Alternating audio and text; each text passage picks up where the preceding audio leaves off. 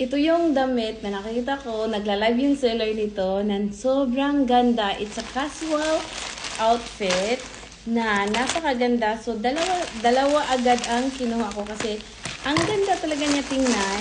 And ang daming color, ang daming, iisang designs, pero ang daming kulay na pwede nyo mapagpilian. So, dalawa yung kinuha ko. Ito is, ayan. This one naman, sobrang mura lang to. Sobrang mura lang to na dress.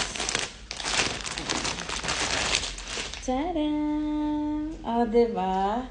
Sobrang cute! Sa next video, ipapakita ko sa inyo yung pag nasuot ko na. Ayan. May paano siya dito sa waist. Ayan, may pa-garter. O, diba? So, sobrang cute niya. I hope it looks cute on me too. So, ayan. And then, ito yung isang kulay na nabili ko. And by the way, yung quality, sobrang ganda. Very high quality.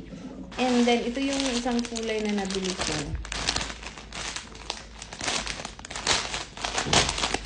Ito na ito yung isang kulay. O, diba? Cute. Ito yung nakikita nyo na siya. Ito yung laging suot niya pag nagla-live. So, ayan. Sobrang cute. Casual attire lang siya.